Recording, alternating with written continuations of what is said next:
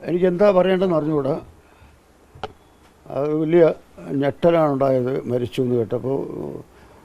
ഞാനും ജയനും തമ്മിലുള്ള ബന്ധം രണ്ട് കലാകാരന്മാർ തമ്മിലുള്ള ബന്ധമായിരുന്നില്ല. ഞങ്ങൾ സഹോദരന്മാരായിരുന്നു. 1966 മുതൽ 58 വർഷം നീണ്ടുന്ന ബന്ധമാണ്. ഒരു 2 ആഴ്ച മുമ്പ് ഞാൻ ഫോണിൽ സംസാരിച്ചിരുന്നു. അപ്പോൾ സുഖമില്ലാതിരിക്കുകയാണ്. നേരത്തെ സുഖമില്ല, 2 വർഷമായിട്ട് ജയിച്ചാൽ സുഖമില്ലാതിരിക്കുകയായിരുന്നു. അത് കഴിഞ്ഞ് ഒന്ന് വീണു, ബെഡ്റൂമിലൊന്ന് വീണു എന്ന് പറഞ്ഞു. അതൊക്കെ എല്ലാവരും അറിയുന്നുണ്ട്. ഇതിനിടയിൽ പോലും ഈ സുഖമില്ലാത്ത അവസരത്തിൽ പോലും ഈ വർഷം 2024 എൻ്റെ 3 പാട്ടുകൾ ജയചന്ദ്രൻ പാടി യൂട്യൂബിന് വേണ്ടി. പാട്ടുകൾ യൂട്യൂബിൽ കിടപ്പുണ്ട്. അപ്പോൾ സംഗീതത്തെ ഇത്രയും സ്നേഹിച്ച ഒരു പാട്ടുകാരൻ വേറെയില്ല.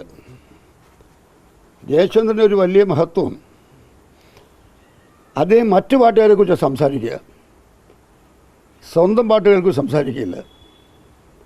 സംഗീതത്തെക്കുറിച്ച് പറയുമ്പോൾ യേശുദാസ് പാടിയ ആ പാട്ട്, മുഹമ്മദ് റഫി പാടിയ പാട്ട്, മുകേഷ് പാടിയ പാട്ട്, പി സുശീല പാടിയ പാട്ട്, ഇങ്ങനെ മറ്റു പാട്ടുകാരെ വാഴ്ത്തിക്കൊണ്ടിരിക്കുന്ന ഒരു പാട്ടുകാരൻ, അതാണ് ജയചന്ദ്രൻ.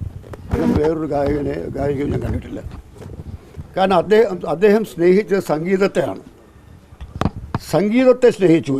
എല്ലാ ഗായകരുടെയും പാട്ട് കേട്ട് ഇപ്പോൾ ജയൻ്റെ മുമ്പിൽ നമ്മൾ ഇരിക്കുമ്പോൾ, പ്രത്യേകിച്ചും എന്നെപ്പോലുള്ള അടുത്ത സുഹൃത്തുക്കൾ ഇരിക്കുമ്പോൾ, ജയൻ പാടിക്കൊണ്ടേയിരിക്കും.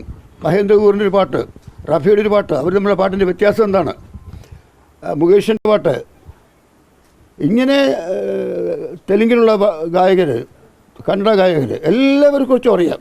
ഇത്രയധികം പാട്ടുകൾ കാണാതെ പഠിച്ചിട്ടുള്ള, വിവിധ ഭാഷകളിൽ ഇത്രയധികം പാട്ടുകൾ കാണാതെ പഠിച്ചിട്ടുള്ള ഒരു പാട്ടുകാരൻ വേറെയില്ല.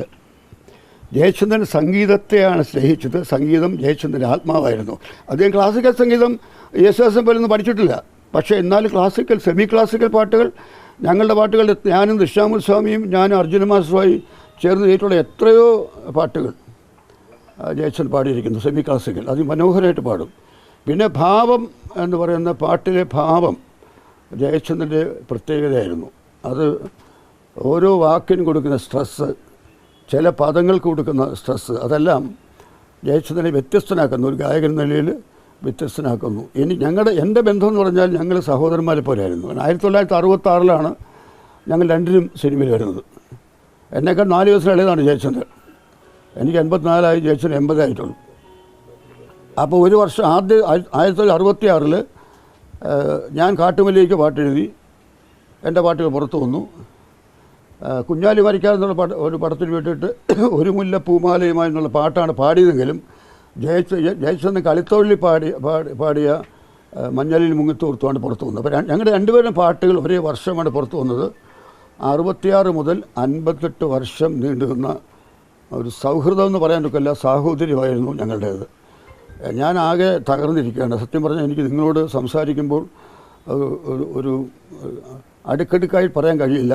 കാരണം എനിക്ക് രാത്രി തന്നെ തൃശ്ശൂരിന് പോകണം. കാരണം എങ്ങനെ പോകണമെന്ന് തീരുമാനിച്ചിട്ടില്ല. അപ്പോൾ ഞാൻ പോകാനുള്ള തയ്യാറെടുപ്പിലാണ്. പിന്നെ എൻ്റെ പാട്ടുകളെക്കുറിച്ച്, എൻ്റെ ഏറ്റവും കൂടുതൽ പാട്ടുകൾ, ഇപ്പോൾ ജയചന്ദ്രന് വേണ്ടി ഏറ്റവും കൂടുതൽ പാട്ടുകൾ എഴുതിയ പാട്ടെഴുത്തുകാരൻ ഞാനാണ്.